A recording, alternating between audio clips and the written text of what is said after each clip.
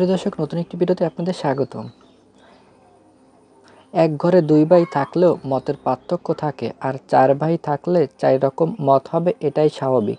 কিন্তু যখন ভাইয়ের সঙ্গে ঝগড়া করেন তখন বাইরের কোনো লোক ডেকে এনে নিজেদের শক্তি বাড়ানোর চেষ্টা করা হয়, তখন একদিন সেই ভাইকেই পরে ছেড়ে দিতে হয়।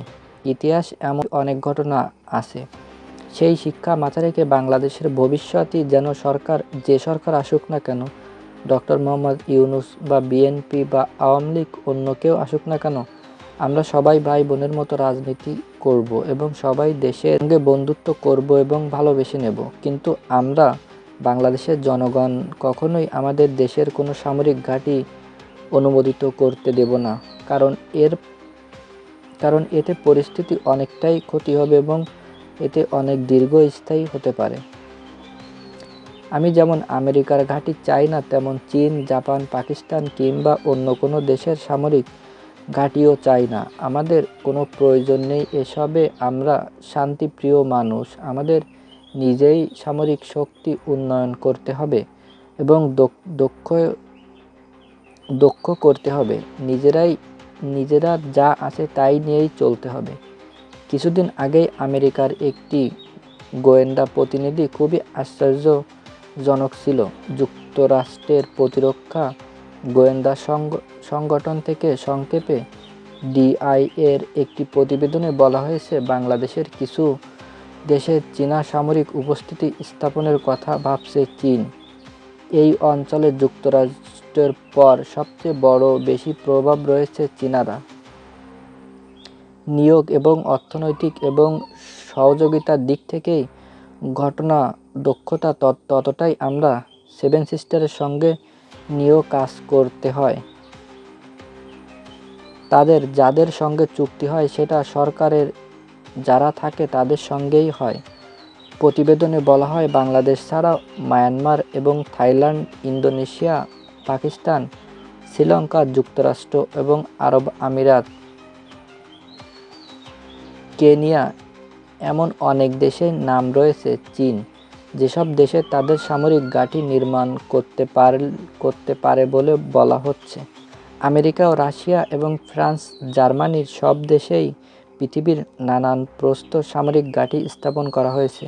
কিন্তু এসব ঘাঁটিতে আসলেই ওই দেশের বাস্তবতার সঙ্গে ক্ষেপণাস্ত্র তৈরি করে, এবং যখন কোনো দেশের সরকার জনগণ থেকে বিচ্ছেদ হয়ে যায় তখনই তারা এসব বিষয়ে গুরুত্ব দিয়ে থাকেন। সিরিয়ায় উদারতা হিসেবে দেখা যায় যে রাশিয়া দীর্ঘদিন ধরে সহযোগিতা করে যাচ্ছে এবং ইরানও দিয়ে যাচ্ছে, কারণ সেনাবাহিনী তার নিজের হয়ে উঠেছে। কিন্তু দেশে কি হচ্ছে? দেশের জনগণ ক্ষমতা দখল করছে। সুতরাং যারাই বৈষম্য সরকার এবং জনগণ থেকে বিচ্ছিন্ন, তারাই এসব সিদ্ধান্ত নিতে আগ্রহী হয়ে থাকেন। বাংলাদেশের অবস্থান এখনও এমন অবস্থায় যায়নি যে ভবিষ্যতে কোনো সরকার যদি এমন পরিকল্পনা করে থাকেন, তাহলে তাদের এই দেশের মানুষ বঙ্গোপসাগরে পাথর ছুঁড়লে আপনি ভাবছেন দেশের মানুষ বঙ্গোপসাগরে পাথর ছুঁড়বে, এটাই বাস্তব।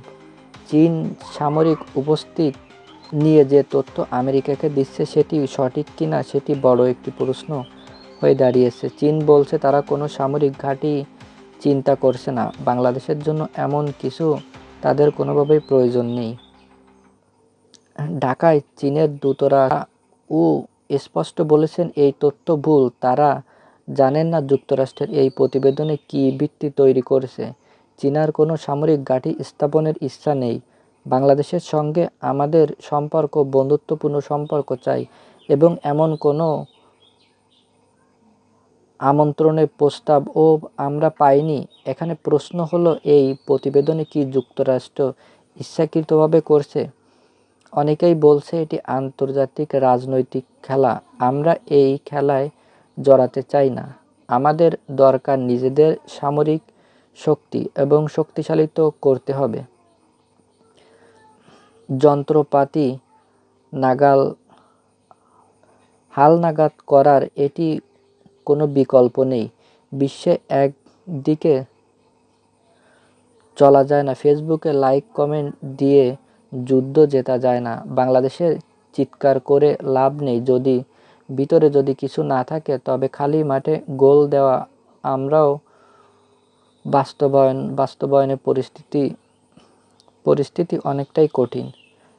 আমরা যেন ভালো থাকি এবং সুস্থ থাকি, এটাই সবসময় প্রার্থনা করি। দর্শক, ভিডিওটি ভালো লাগলে অবশ্যই ভিডিওটিতে একটা লাইক দিয়ে আপনি আমাদের চ্যানেল নতুন হলে অবশ্যই চ্যানেলটি সাবস্ক্রাইব করে পাশে থাকবেন। দেখা হচ্ছে পরবর্তী আরেকটি ভিডিওতে। ততসময় ভালো থাকুন, সুস্থ থাকুন। এত সময় আমাদের সাথে থাকার জন্য আপনাকে অসংখ্য ধন্যবাদ।